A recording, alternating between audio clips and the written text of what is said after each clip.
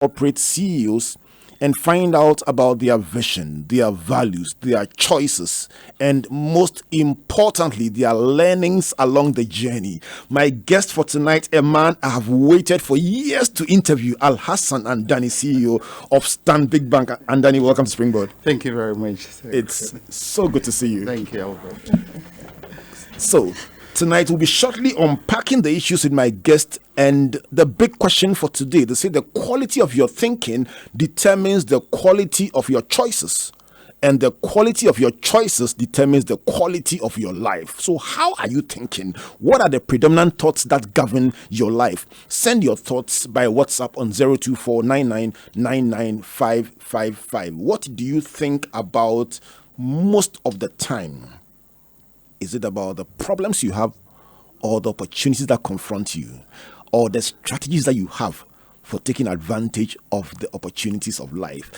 Talking about strategy, many of the big stories we admire today are a result of strategies crafted yesterday and perfectly executed. Some argue that strategy is needless. All you need is intuition to make the right decisions at the right time. But in our Data is King segment, Comfort will show you why you are so wrong if that's how you think, and you don't want to miss that one. And there must also be a fit between the strategy and the terrain. And Jojo is back, and he will tell us in our Game Changer segment why a Formula One car in the Agogloshi Christmas traffic is useless compared to an Okada or even an Abubuya. Stay tuned for the Game Changer segment with Jojo, and you will find out why an Okada may have an advantage sometimes over a Formula One car. But congratulations to her leadership, the Chief Justice, or the immediate past Chief Justice of Fire, Abena Boafua Akufu. You celebrated her 70th birthday on Friday and retired with distinction from the very high office of Chief Justice of this Republic. This show is entirely dedicated to you, and may the Lord continue to guide you on your journey in the years ahead. We celebrate you, Madam, and look forward to your post-retirement life and what you have to offer this great nation. Let's start with our quote for today and go to Comfort. Comfort, what do you have for us for today for our quote? Well, Robert Felix says, strategy without process is a little more than a wish list. Absolutely. And then it's Strategy. absolutely. Give it to us again. Strategy without process is a little more than a wish list. Absolutely. So who's Philip, and why is he condemning strategy without process? Well, he is a management consultant who has worked at the very highest level. And having done that so many years, his argument is simple. If you have the best strategy and you don't have a process to execute that strategy that you have laid out, you just have nothing but just, wishes. And as they say, if wishes were horses, beggars would be riding. I'm going to ask my guest very shortly why Robert Philip would make such an audacious statement. He says it's just like wishful thinking. You've done nothing. And this is a person who was a specialist in complex transactions. So we have to believe him. All right. So today we want to break down the values, the thoughts, the principles, the learnings of one of the most respected CEOs in this country. And the reason why we love Leaders Digest is that we get to spend 1 hour learning or gleaning learnings that were learned the hard way over decades sometimes. And so this is an hour you just don't want to miss. Andani, once again, welcome to Springboard. Thank you very much. Where do we start from? This is a story that I've been yearning to break down, but let's start from what makes you happy as a person. Touching people's lives. Right. Touching people's life, making a difference in people's life on a daily basis. That makes me really happy. I can tell from the smile on your face, but some have argued that altruistic, that desire to make people happy may conflict with the profit motive of business. Can one work diligently to make a profit and at the same time passionately touch the lives of people? Indeed, when you touch people's lives in the very best way you can, that's how profits are generated. It's not the other way around. When you make people feel they are part of a journey, to our quote of the day, when you make them feel they are part of the process, the journey where the strategy is taking you to an end, they do this with passion, they do this like owners, and profit is guaranteed. It's not the other way around. Something about your story makes people gravitate towards you very easily. Is it the background that you have? Is it having come from where you came from? Do you know? I mean, we've done a lot of research building up to this, and there seems to be a feeling that people see you as somebody they can relate to, down to earth, somebody who's part of them. Do you find that people relate to you that way because of your background? Yes, I must say, I've walked the tough roads in Ghana. Give us an I idea. mean, the tough roads that any Ghanaian youth can imagine he's walked. I have walked it. Unpack that a bit for us. Yes, so our listeners. I was born in a village. I've walked naked, probably up to the age of 6 or 7. I have been lightly clothed to go through primary school without sleepers. I have been, and I wrote common entrance, walking around without sleepers. I did all the domestic chores. Give me context. The village. Let's go. So the village is somewhere in call it about 10 kilometers away, 6 kilometers from Tamale. That's about 700 kilometers from Accra. Exactly. Wow. And that is where my father was a chief, and, Right. and that's where I was born. And as I said, so anything that a village boy would do, I did. I went to fetch water from the riverside. We had horses, and I participated in looking after the horses. We walked to school, and as I said, really, just about any domestic chore that any young boy my age, then could do, I was doing it. You and talk about I've transitioned that into secondary school. And as I said, even if you say you're a privileged kid, I've also journeyed the road of those privileged kids. By the time I was in secondary school, I was living with my elder brother at Cantonments in the 80s. And our house was probably one of the few houses in the whole Cantonments that had a color television. So I've gone through that. The as people well. queue to watch television through the windows. Used to queue to watch television, and we also had what we call a Betamax. Betamax, Right. that those days there was a video deck. Right. Yeah. So and our house was one of the few places where you could come, and the neighborhood kids used to be really nice to us, so they could come and watch their latest movies on Betamax before VHS came up. And now you literally watch movies on your handheld device. So basically, every journey, I mean, the journey that any Ghanaian youth can say he's traveling on, I have been through that. I've sold fruits. Wild fruits gathered from the bush, just so that we can get breakfast in the morning before we go to school. So that is it. The upbringing, and also most importantly, Albert, is I have a very deep faith. I meditate daily on the purpose of God for me. I do. Let me find out. Would you say that having seen the best and the worst makes you more grounded? Absolutely. I'll agree with that. Yes. Do you think that it should be part of the journey of everyone aspiring to lead at the highest level, to have had to also go down to the lowest level, and then also have had to experience the other end to be able to understand both sides of the spectrum? Yes, but in a balanced way. In a balanced way, in the sense that all the things that I went through growing up was just the nature of the circumstances of my parents. But in terms of building leadership, and we have to do it in a balanced way, that leaders must be taken through from the early ages to go through the process of what it really means to be able to move people from difficulties, to be able to provide solutions. You have to be able to conceptualize it. You have to some extent, leave it so that you can actually be practical around the solutions that you are putting through. Because sometimes most of the leaders these days will try to solve problems that they've never lived. They've never really even experienced it. They probably read it in the textbook.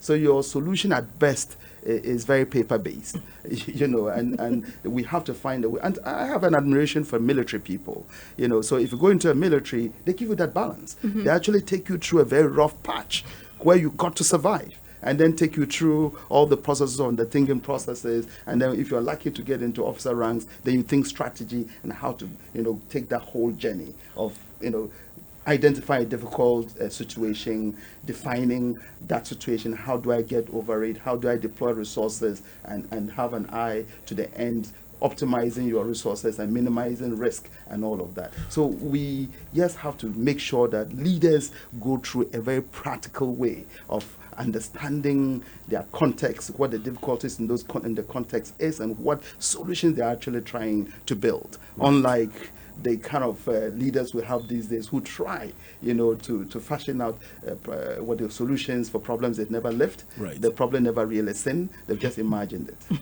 Would you, on the lighter side, would you recommend military training as not a compulsory national service drafting? Would you recommend it for our country?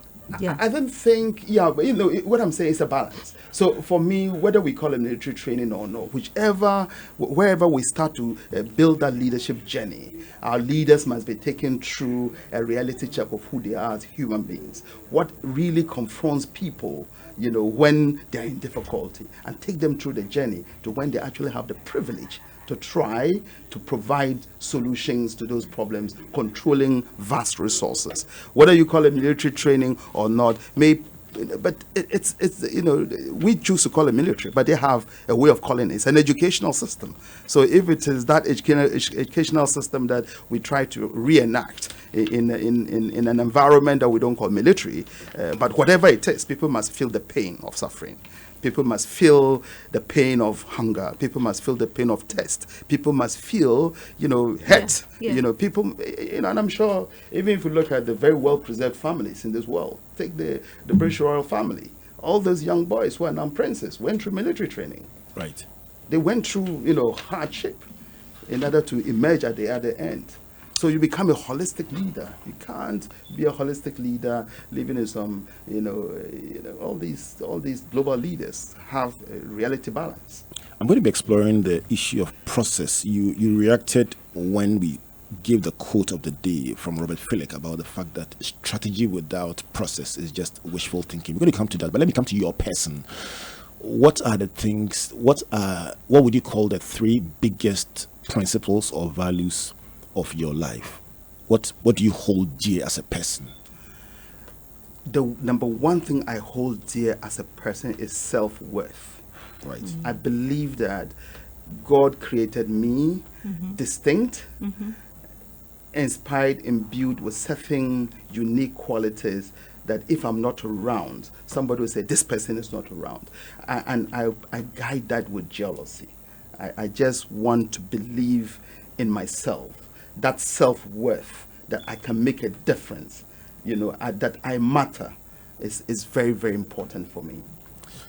Wow, that's powerful. Give us number two. Number two is, I try to think from first principles. I always try to think from first principles, and that's where my faith comes in. If it were me, how would I want it done to me, said to me, or influenced? I think from first principles. I go to the nothingness of everybody and try to take a journey, to understand the context in which I find myself. I'm going to explore all these three, but let's go to your the third value that you hold dear. The first one is self-worth. The second one is to start from first principles. What would be the third one? The third one for me is execute. Get things done. Little successes gives you the energy to want to get to bigger things. Just get things done. So you don't wait to have 8/8 to say you are doing well. 2/10 is good to start with. Just get going and keep constantly improving.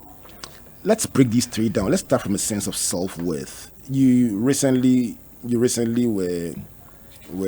won an award for the corporate governance as a personality of the year, and we all were excited about it, watching the event and seeing you receive recognition. But it's a journey you must have traveled. Absolutely. And in traveling that journey, you look back at yourself, where you've come from, what you've built along the way. How important is believing in yourself, what you call a sense of self-worth? Because for many people, it would seem that they look at other people and say, I wish I was like this person, or I wish I had what this person has. Some look at the story of the dog that was crossing the river and saw another dog in the river with what seemed like a bigger bone and said, I want that bone, jumped in and then lost the one that he had. How important is it for a person to just believe in what God has given you and not envy what other people have? Yeah, because I find success in everything. I find success in sports. I find success in entertainment. I find success in education. I find success in medicine. I find success in literally every human vocation. If you are the best furniture maker, the whole world would hear about you. So your self-worth is in the context of a very large sphere of achievements. So there's nobody who's disadvantaged? No, nobody's disadvantaged. Nobody's disadvantaged. Some will say their problems are crying out so loud. The problems are crying out so loud, Albert, that we're leaving out the egos. That's why we don't make it. But as I said, there's success across every sphere of life. Even if you take sports, you can probably break sports into 300 disciplines. The best swimmer in the world is not the best basketball star in the world, and they're all celebrated. The best electrical engineer is not the best aeronautic engineer, and they are all celebrated. The best physician is not the best surgeon, and they are all celebrated. So if we literally take up any profession, the best DJ, in say music, is not the best DJ in this kind of program you are presenting. So choose any sphere of life, and you will have a very wide spread of it for you to distinguish yourself and be celebrated. So why do you want to gravitate towards something that you're not? So would it mean that the key, the starting point is finding your place? Find your place. Would you call that the first principle? That's the first principle. Right. So let's go to number 2, the first principle. Yeah. Find your place. Find your place. Right. Find your place and blaze it like there's no tomorrow. Find your place, blaze it like there's no tomorrow. What do you mean by the nothingness of everything? It's a very nice phrase. What does it mean? Well, the nothingness of everything, whatever you think you have achieved, at the end of the day, when you've come to your life's journey, the thing that takes over makes what you have achieved like child's play. That's how God has structured these things. I would say that even if you look at the average middle income person now, he's probably living a better life than the Roman emperors, who had everything, who, in quote, had everything. So contextualize the nothingness of everything is you strive to be the very best you can. When you come to the end of your journey, and God gives you life and you see people who've taken over from you, by the time you're probably living the world, you realize that what you've achieved, just pales into insignificance. Mm-hmm. Talking about that, I was trying to get the name of your village for a very peculiar reason. Yes, Bamvim. Bamvim. Bamvim. Yes. So you grew up in Bamvim. If I went back to the very first 5 years, walking about naked, yes, barefooted, yes, taking common entrance barefooted. Yes. But I'm told that you are now a traditional ruler in Bamvim. Yes, I'm now a traditional ruler in the area, Paramountcy, within the Paramountcy. Begbong traditional area. Wow. Yes. Do you find yourself sometimes contrasting the beginnings and your current reality? It's such, this chieftaincy has brought me back to really appreciate, because I've gone back to look at a traditional area where kids like me, when I was there, they're actually walking around naked. Right. They are actually trying to make a living. And I've seen households trying to, as it were, just keep some household income that puts food on the table, health, all the difficulties. Things haven't changed dramatically. And it's familiar to you. It's very familiar to me. Let me take this very personal. Yesterday, I posted on Facebook a picture of a young man, a small boy drinking water from a dirty river. Yeah. And I posted a caption that said, "If I am ever ungrateful to you, God, forgive me."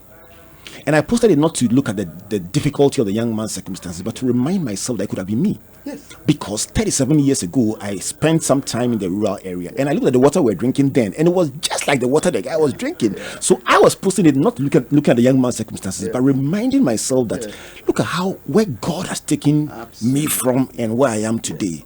So when you have your traditional festivals and so on, you sit in you sit in palanquins there.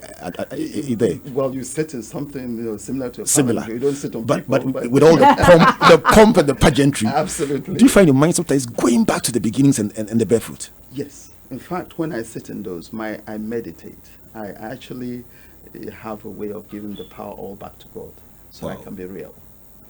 And going back to that example of the water. And I've gone through that, and I use that as part of my life lessons. I always say that life is like fetching a bucket of water from the river. the guy who fetches it, some people, when you fetch it, you have got leaves and debris on it. The best they can do is to take over the leaves and the debris. It's good enough for them to drink. That water is perfect. All he does is take away the leaves and the debris. So the first drinker drinks that and he quenches his thirst. The other person actually leaves the water to settle, and the solids get to the ground. They settle to the bottom. The water is still slightly, less muddy. And the second person drinks. He's still quenching his thirst. Yeah. Then somebody has a time to sieve the water, so the little, particles that are still not settled will get filtered, and you drink. That's another privilege in life. Then but if you still look at the water under a microscope, you see all sorts of microorganisms running around. Some still have the privilege of boiling that and then filtering it and drinking. So you see how that water and the thought of just going through it influences my views of life. So imagine what the person who just took away the leaves, what he drank.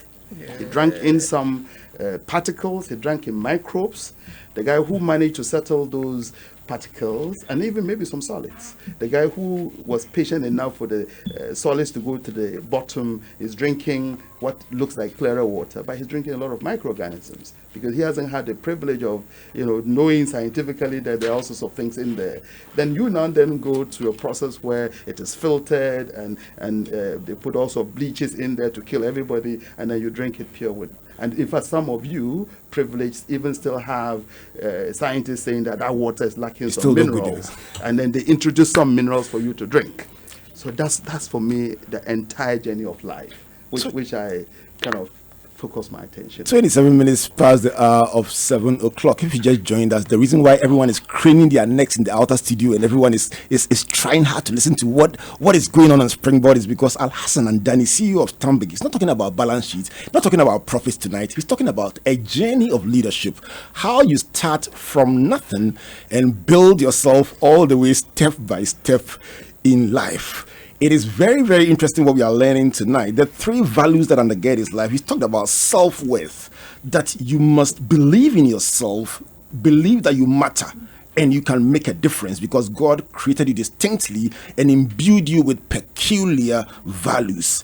He says it is very important to start from first principles. Don't get carried away by high and lofty ideals. Start from the basics that when all is said and done, listen, you will go back with nothing. You just are somebody God has blessed. So think about the nothingness of everything. And in doing that, he has taken us all the way back to the traditional area where he started walking barefooted and now is a part of the paramountcy, the traditional leadership. The third value we wanted to explore is the value of execution, getting things done. This may take us to the corporate boardroom, but we'll start from the personal side.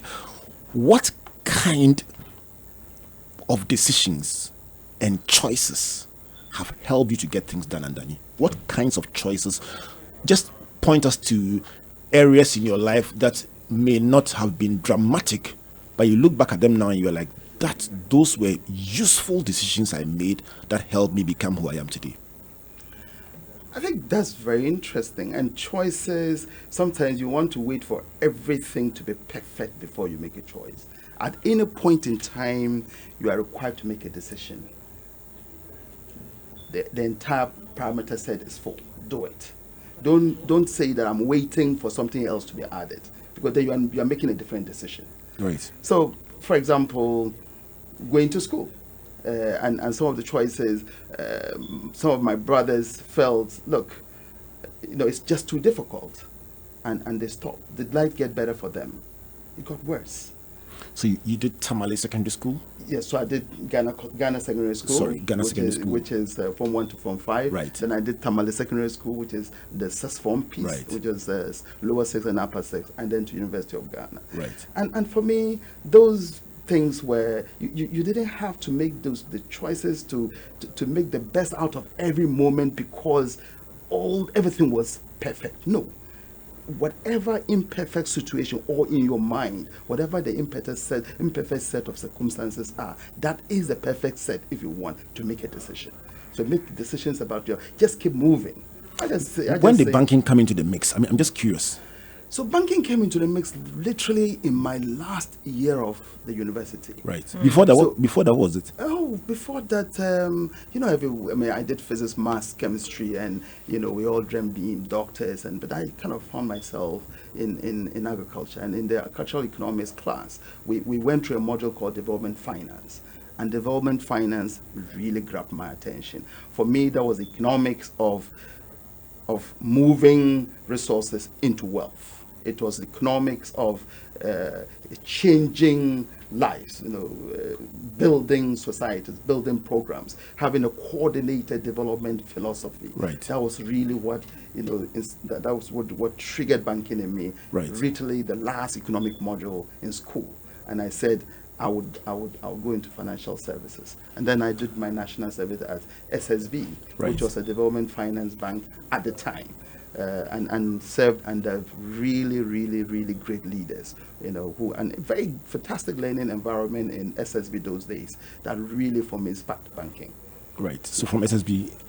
So from SSB, SSB gave me opportunities. I had a Ghana government, Italian government scholarship to go and do a master's in banking and finance, and then got back. Wanted some challenge. It's a state institution, so it wasn't coming. So I leapfrogged myself into Standard Chartered Bank, where I went into corporate banking. Right. And Standard Chartered, I always say that Standard SSB really, really trained me, and Standard Chartered put me to work. Right. So Standard Chartered deployed me as a relationship manager, and we did a lot of work for Standard Bank. And then from Standard Chartered, where they put me to work, Barclays then put me to lead. Barclays put me to lead because I joined Barclays as the executive director for corporate banking, and my colleagues are all out there. They will attest that I actually led that team. That's why I met you. And yes, and then we built what I would call the most formidable corporate banking team in Ghana at the time, and really Standard Bank just took me to build, because by the time I got in the I had learned from SSB, I'd worked very hard in Standard Chartered Bank, I'd led in Barclays. So for me, all of that came together to help to build Stanbic Bank. SSB trained me. Stanchart put me to work. Barclays put me to lead. And then Stanbic, or as it were, Standard Bank, as you call it, on the African front, Yeah. they put you to build. Yeah. Beautiful story. That alone could be a title of a book. Absolutely. That's my story. Have you thought about writing? Yes, I have. You should make it happen. Yeah, I mean SSB. I remember, I used to be in the project finance division, and there was a book called Paul Gittinger. And I think I read Paul Gittinger like 4 times. What about it fascinated you? Paul Gittinger's book on what was all about project analysis. How you can take an idea, conceptualize the idea, take it through a planning process to how to build a project, how to do go through that whole project life cycle, and whether you're doing market analysis, whether you're doing financial analysis, and that book was just phenomenal. That must be the reason why you are so hung up on process, Yes. the process of execution, Yes. and it featured as number 3 on your list of Yes, values. Yes. How big is execution? Execution is everything. Right. And you cannot execute that process. And for most organizations, execution happens at multiple fronts, and that is why the quote of the day is so apt. You have a big strategy. That strategy would break down to work flows. That all must be coordinated, coming to the key goal. And that work, or the work processes required to come to the key goal, have to be coordinated. So I think that's where the process is absolutely important.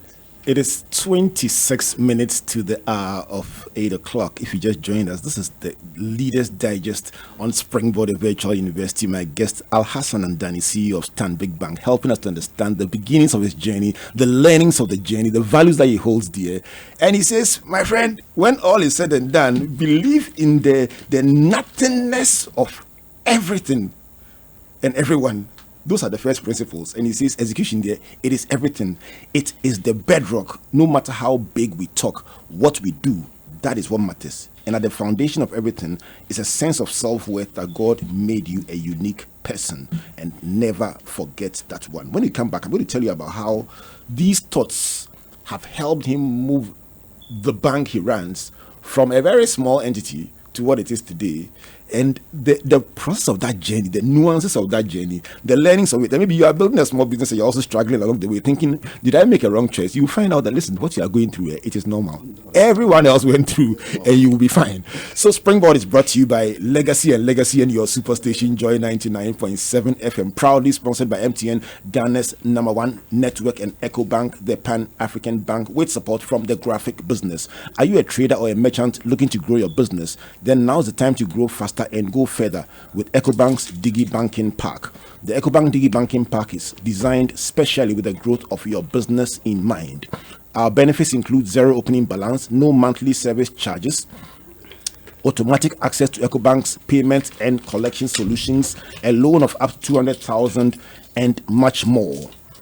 The EcoBank Digi Banking Park also comes with capacity building and financial literacy programs to empower you to grow your business. To find out more about how to grow faster and go further with a bank that understands your business, visit the nearest EcoBank branch, call toll free on 3225, or contact us on digiparkgh at ecobank.com. EcoBank mobile app is the CIMG product of the year 2018. EcoBank 2 times CIMG Hall of Fame bank. EcoBank, the first and the only national accredited entity to the Green Climate Fund in Ghana, and EcoBank, the Pan-African bank. Let me find you the song "Oh Holy Night," my favorite Christmas carol. Do you like "Oh Holy Night"? Absolutely. Is it your favorite? Yes. Wow.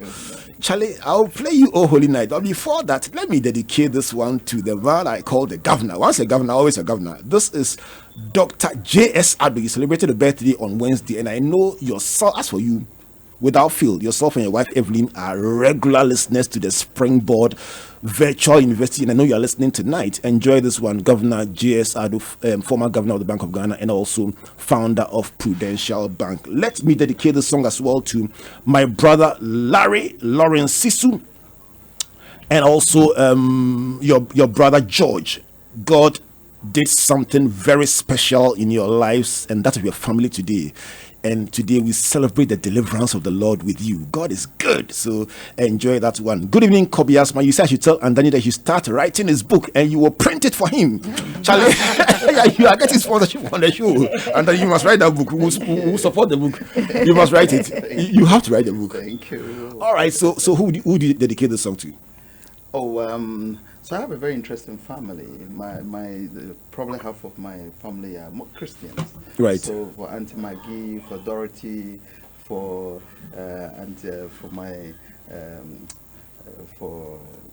Auntie Pat, and all of the Christian part of my family. They should enjoy Holy Night. Right. Wonderful. All right. So Shaibu Eshal says, so inspirational. Now Alhassan and Andani, you are indeed an inspiration to the youth of Dagbon. Allah bless your life. Adam Smith says, enjoying the show. Salim Karim says, I'm watching live from Tamale, wherever you are watching from all over the world. This is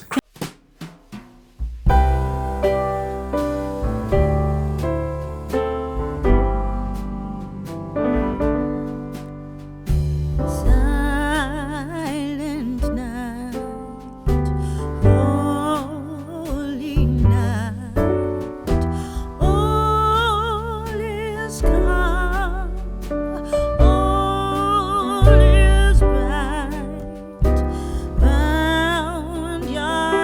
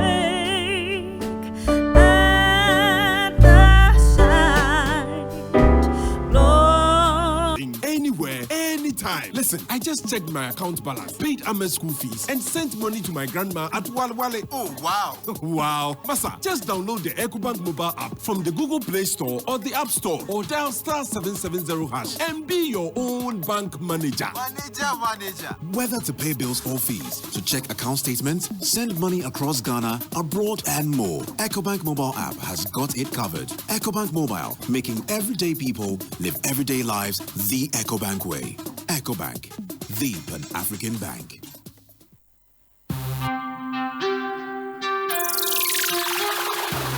Wow, your message is simple. If you say MTN Mumu, it keep life very simple. This trip for there, you're getting 200%. Top up your airtime with your MTN Mumu wallet. A one breakthrough the pie. Enjoy 200% bonus on any amount you recharge with your MTN Mumu. Mitra, 3 times your recharge money.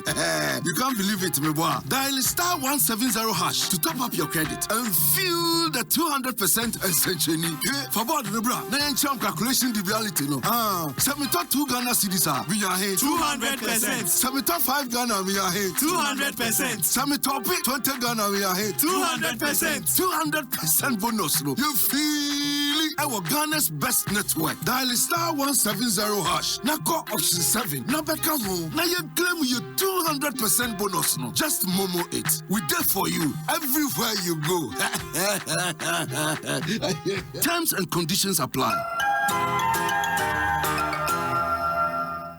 Merry Christmas to you, Justice Sophia Abna-Boafo Ekufu, Lawrence and George Cecil. This is for you, and of course to Governor J.S. Ado. Let me say good evening to Solomon Dadivo, CEO of MTN, of course Noel Kujanganson, and of course the entire squad at MTN, Gina, and all the big folks at MTN. Thank you so much for your support. Let's say a big thank you to EcoBank and for the entire team at EcoBank standing with us throughout the year. We appreciate your kindness to us and your support for this program. This is Springboard, your virtual university, and this is a discussion with Alhassan and Andani, trying to break down the values of his life, the journey of his life, the learnings of his life. And let's find out very shortly, has he made a mistake before? Some people think that the car that you drive is the problem with the car. Is that all that there is to the life of a CEO? Let me find out from somebody who will know the engine room life of Andani and some of the tough choices that he has to make. His colleague, the CEO of Stanbic. Alex, good evening.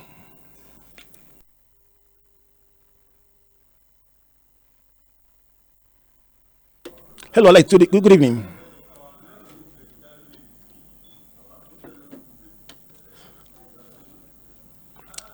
Hello, good evening.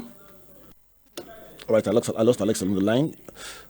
So this just to bring context, Andani, to the fact that when you typically are introducing the CEO, you talk about, and he's a CEO of this, and he won an award as this, and he is this and that, it sometimes is very, very nice, especially when you arrive in your nice car. Charlie, it's nice.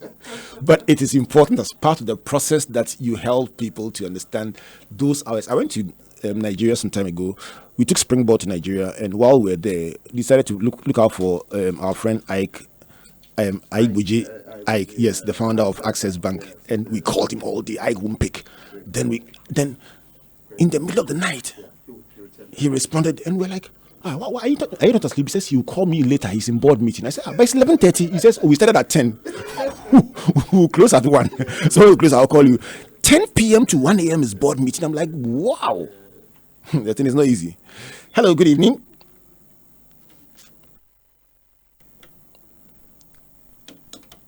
All right, so big challenge in my life, not going through. So let me go to my Data is King segment, and let's find out how it's all about strategic thinking. Comfort, take it away. Well, the Data is King segment is premised on the fact that statistical data organized and presented in the right context improves understanding, reduces uncertainty, and facilitates accurate prediction of outcomes. Therefore, today our statistics focuses on strategic thinking. A Forbes magazine shows that you become 90% more productive by spending 10% of your time thinking strategically. Multiple studies have shown that strategic leaders are most effective. A Robert Half survey puts strategic thinking as the fourth most desirable quality in leaders. However, another Forbes magazine says that less than 10% of leaders exhibit strategic leadership. A Harvard Business Review article by Nina Bowman suggests 4 ways to improve strategic thinking. 1. Observe and seek trends. 2. Ask tough questions. 3. Speak and sound strategic. 4. Make time for thinking and embrace conflict. Therefore, our concluding thought for today, we'll take it from Sanchu, who says that strategy without tactics is the slowest route to victory, while tactics without strategy is noise before defeat. Charlie, How so true. tell me which part of this segment, Andani, did you enjoy the most? I enjoyed the snippets from Comfort, because that's really bringing things alive, The tough questions part. because you have to have a process to strategy, and tactics is just when your best assumptions aren't working and you are on the route. You've got to get some tactics to get over it. Have you failed before? Because have you failed before? I have failed before. I'm not sure whether in personal life or in business, but in business, the thing I failed, which was to transform GPR2U into a modern transport urban hub. You tried? I tried with the resources of Stanbic Bank, working with GPR2U over 3 years. Because I realized that if we could just get GPR2U to move away from 10-year vehicles, from very poorly run terminals, to managing their flows properly, we would transform this country.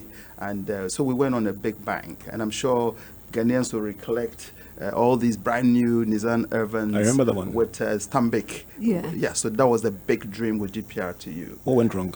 Repayment? They let us down. So that was a real big dream that I thought You would had to transform let go. Ghana. And I actually did get a letter of commendation from the late Barredu when he saw it and asked us, and we explained to him what we're trying to achieve. Okay. However, we had partners who still had a lot of learning. Oh, dear. Let me bring on board the president of the Ghana Institute of Bankers, Patricia Sapo, a big friend of Springboard. Good evening, Patricia. My phone lines have been extremely unfriendly. It's part of the execution that is not going right. But these are great people who are on the line from all over the world trying to hang out with them. Let's give it a try again. Patricia is such a huge, big friend and partner of this project over the years. Patricia, good evening. Hello, good evening. We'll let that go for today. So let me come to our next, which is our game changer segment. When I said at the introduction that armed with a Formula One Ferrari as against an Okada in the Christmas traffic at Agbushi, you could end up being totally disadvantaged. It sounded funny, but Jojo is back from his trip and he will tell us why. Charlie, depending on the car that you are driving, you could have serious problems instead of having an advantage in the game of life. Jojo, what do you have for us for today? So, a few months ago, I actually parked at a gas station next to a gorgeous red Ferrari. I was trying to crane my neck and see the owner, but there was nobody inside. And so I went inside the gas station, paid for my snacks, and I went to start my car, and there he was. Give me a favor. Your microphone was off for the beginning. Start it off for me. Okay. Sorry about this. So I was saying that a few months ago, I actually parked at a gas station to get some snacks, and I was parked next to the most beautiful red Ferrari. And I was trying to, crane my neck, see who was inside, but there was nobody around. So I went in and I, got my few snacks, and then I went to leave, and there he was. He walked out with such an air of supreme confidence, and he sat down in the car. When they say tin time, that was it. And he drove off. I actually drove off first, but he zoomed past me and he gave me a little wave. And I was like, Ajay, he passed me and it kind of pained me. But unfortunately for him, I caught up to him at the exit. You see, the exit had a steep ramp and it forced him to slow down to a crawl. Now, that steep slope allowed me to pass him. And guess what? I gave him a little wave of my own. And once I was done laughing about the experience, I realized something really interesting. The same features that allowed the Ferrari to zoom past me were the exact ones that held it back at the ramp. Ferraris are designed for speed, so they're aerodynamic, they are low to the ground, they have a low center of gravity. But on the flat road to the exit, he took full advantage of that and powered past me with ease. But once he reached the ramp, that same sleek silhouette meant that he had to slow down a bit to avoid damaging his car. This week, our game changer is suitability. Now, each of us has unique strengths and character traits, just like you said, Mr. Andani, that make us naturally gifted at certain activities and certain professions. And to maximize our potential, we need to align those strengths with the career paths that we choose to walk. So today, I would like to leave you with a quote that is often misattributed to Albert Einstein. Everyone is a genius. But if you judge a fish by its ability to climb a tree, it will live its whole life believing that it is stupid. So this week, let us consider how we can align our strengths with the goals we really want to achieve in 2020. This has been The Game Changer with Jojo Okran. Have a phenomenal week. Let me give you Andani the first choice to respond to this one, the Game Changer segment. It's a segment that we use to talk about things that can just change the game plan for you on the road of life. What do you think of this one? The thing that has changed the game plan, I think context. Right. Context is make use of the context in which you are. That's really the takeaway. That's opportunity. That's what you have. The context. Never miss the context. Right. Otherwise, you are dreaming. Right. So in another environment, somebody may have an advantage, but when they come to your home grounds, yes, you're the champion there. The champion there. All right, I'm going to come back to you to wrap up for us for today, but let me bring you the thoughts of Nashiri Drisu, Hollard Life. He says, Chief Andani epitomizes inspiration. He's a pathfinder and a real career guide for many of us. Chief, we appreciate you, we adore you, and we love you. Keep inspiring and impacting. God bless you. Do you find that a cadre of leaders from the northern part of the country especially look up to you for inspiration and for guidance? I know you have mentees from all over the country, but because we travel a lot up north in Springboard, I know the peculiar situation I'm describing, that many of them will tend to look up to you and say, if you did it, I can do it.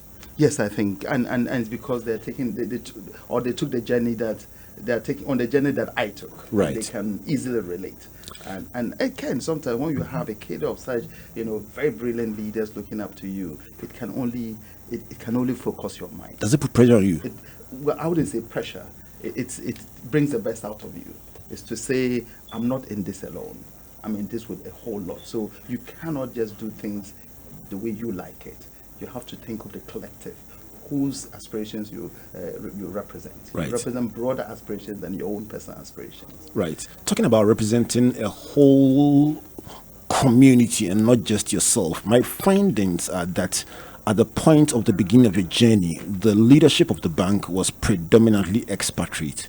And in your journey as CEO, you've managed to turn it around and given many Ghanaians an opportunity to lead at the very highest level. And your bank in the group is now the pathfinder in the group. Tell me about that part to close. I think it's about the whole thing is about self-belief and believing others and giving others opportunity. So when I got into Stanbic Ghana, apart from our finance head, who was Victor Yeboamenu, who was everybody else on that executive committee were foreign.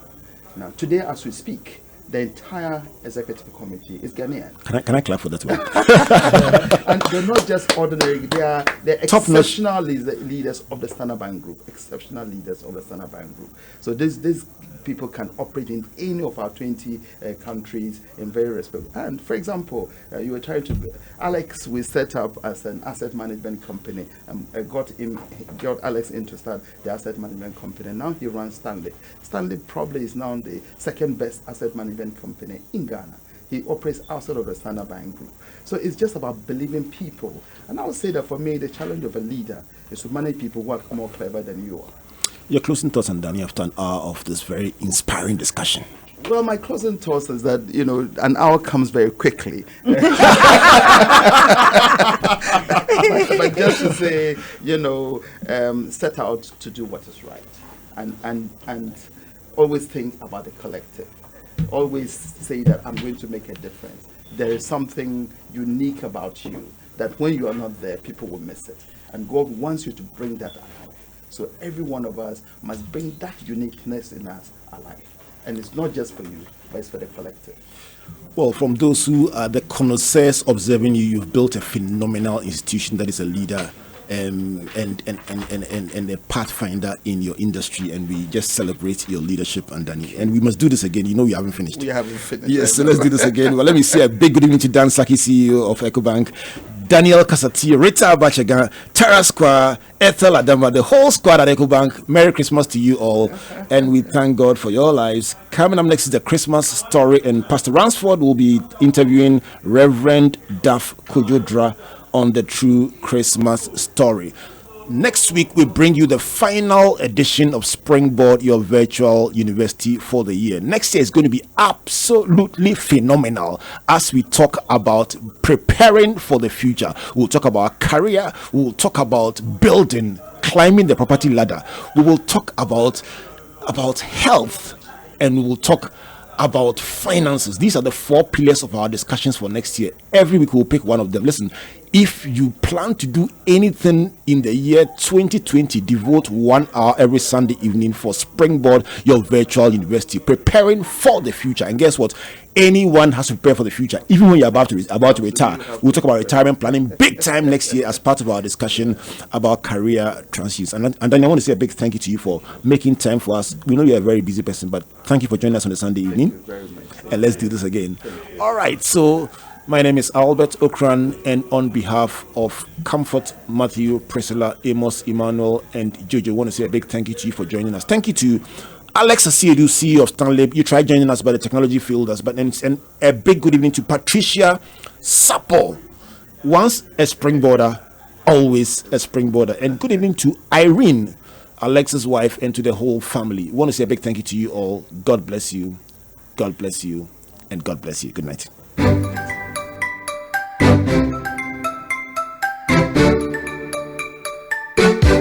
Feliz Navidad. Feliz Navidad. Feliz Navidad. Prospero año y felicidad. I wanna wish you a Merry Christmas. I wanna wish you a Merry Christmas. I wanna wish you a Merry Christmas from the bottom of my heart. Easy, baby. See, it started from way back then. And if you didn't know, take a paper